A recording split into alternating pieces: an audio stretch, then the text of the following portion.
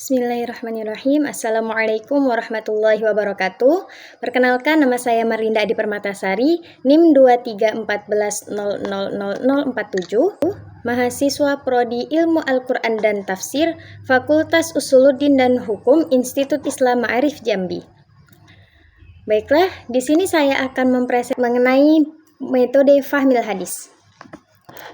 Yang pertama, pengertian fahmil hadis. Fahmil hadis berarti memahami hadis dengan menggunakan pengetahuan dan pemahaman tentang bahasa Arab. Ini mencakup analisis struktur kalimat, makna kata, dan konteks bahasa yang digunakan dalam hadis tersebut. Kemudian, pendekatan kebahasaan. Yang pertama, konsep hakiki dan majazi. Dalam interpretasi hadis, terdapat dua jenis makna, yaitu makna hakiki dan makna majazi. Makna hakiki adalah makna sesungguhnya yang terkandung di dalam hadis. Artinya, dilihat dari lafaznya atau lafziyah saja. Makna hakiki adalah lafaz yang dipakai menurut arti yang sebenarnya sesuai dengan harfiahnya atau tidak ditakwil lagi. Makna majazi adalah lafaz yang digunakan dalam makna yang bukan seharusnya, karena adanya hubungan atau alaqah disertai korinah atau hal yang dapat menunjukkan bahwa lafaz tertentu menghendaki pemaknaan yang tidak sebenarnya.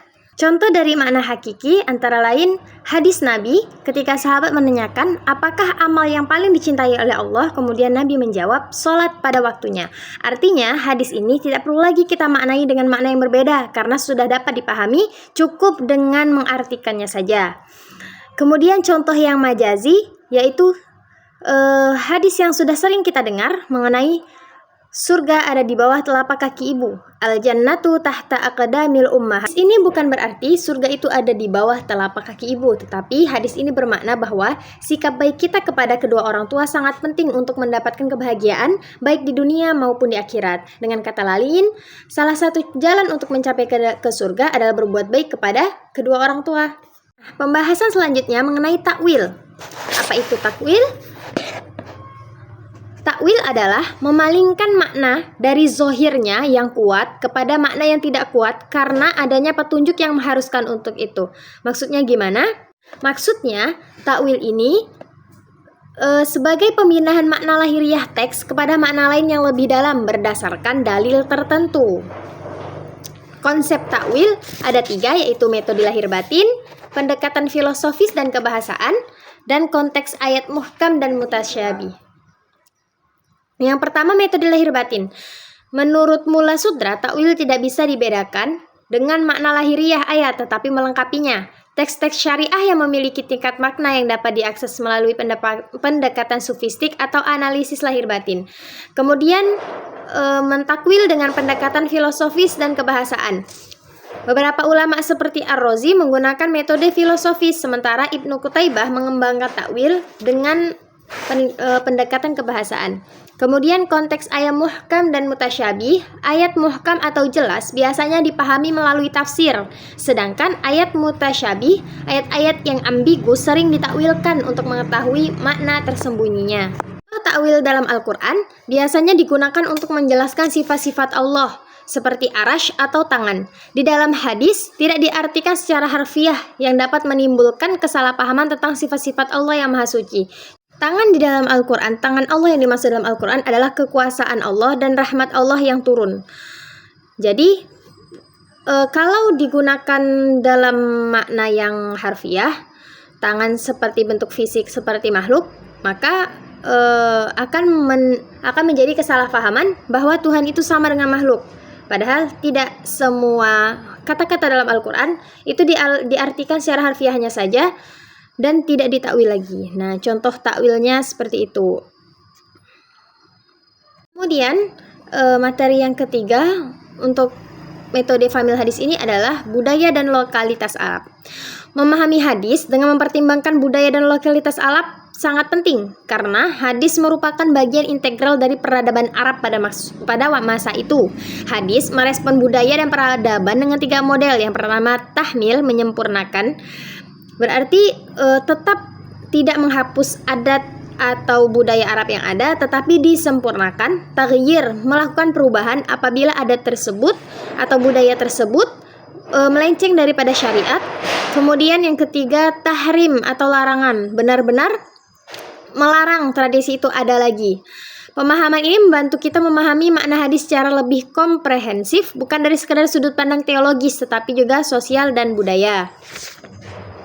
Contoh daripada budaya dan lokalitas Arab yang ditahmil atau disempurnakan adalah menabuh rabana di acara pernikahan. Menabuh rabana ini merupakan budaya Arab yang tidak dihapus oleh Rasulullah waktu itu, tetapi disempurnakan dengan mengganti lagu-lagu yang tidak baik menjadi sholawat dan sebagainya. Kemudian taghyir atau merubah. Rasulullah merekonstruksi tradisi yang sudah ada, namun intinya tetap dilestarikan.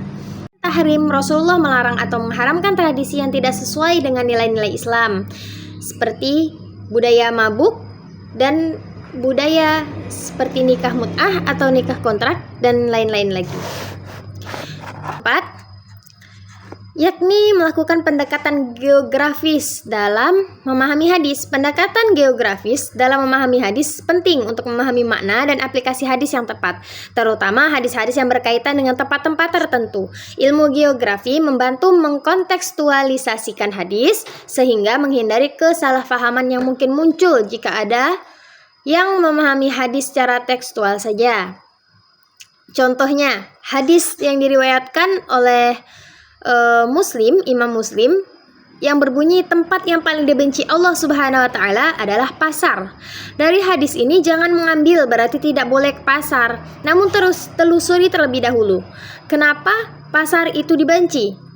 Karena di pasar sering terjadi tindakan yang tidak sesuai syariat, seperti ikhtilat, tipu daya, riba, janji palsu, bahkan mengabaikan Allah.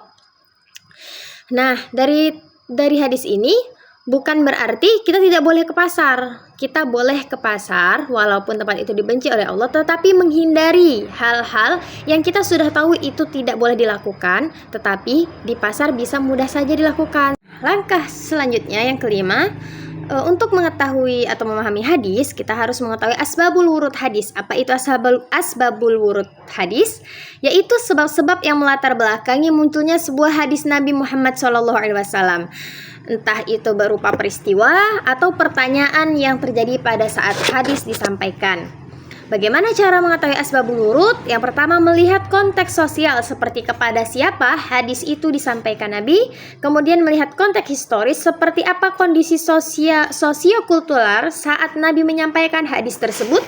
Kemudian yang ketiga, melihat sebab-sebab khusus atau alasan tertentu yang menjadi latar belakang suatu hadis. Yang keempat, melihat kejadian yang menyertai hadis tersebut. Nah, konsep-konsep asbabul wurud ini ada 3. Yang pertama, al-ibrah bil khususis sabab la bil umumil lafaz, yang mempunyai pengertian bahwa yang menjadi patokan untuk memahami nas atau teks adalah pada sebab khusus suatu hadis yang melatar belakangi munculnya teks, bukan pada keumuman lafaznya. Yang kedua, al-ibrah bil umumil lafaz la bil khususis sabab, yang mempunyai pengertian bahwa yang menjadi patokan untuk memahami nas atau teks adalah menurut bunyi teks itu sendiri tanpa memperhatikan sebab khusus yang melatar belakangi munculnya teks. Kemudian al-ibrah bil aqasid, yaitu tidak dengan umumnya lafaz dan tidak pula dengan khususnya sebab. Mempunyai pengertian bahwa yang menjadi patokan untuk memahami nas atau teks adalah tujuan teks, bukan pada keumuman lafaz ataupun pada kekhususan sebab. Nah, contohnya terdapat pada hadis Nabi yang melarang tentang berziarah kubur. Hadis ini dikeluarkan Nabi, kita lihat konteks historisnya pada awal Islam yang kala itu kondisi umat Islam belum stabil dan labil. Sementara saat ini umat Islam sudah stabil, tidak ada ancaman bagi umat Islam lagi, maka sudah bisa kita berziarah kubur, tidak lagi ada larangan untuk berziarah kubur. Yang terakhir akan saya jelaskan mengenai ilah hadis. Secara bahasa, ilah itu berarti cacat atau penyakit. Nah, secara istilah, ilah hadis ini adalah sebab yang tersembunyi atau samar yang dapat merusak kesohihan dari suatu hadis, sehingga hadis ini menjadi dhaif atau lemah atau bahkan maudhu, hadis palsu. Ilah terbagi menjadi 2. Yang pertama, ilah pada sanad disebabkan oleh perawinya.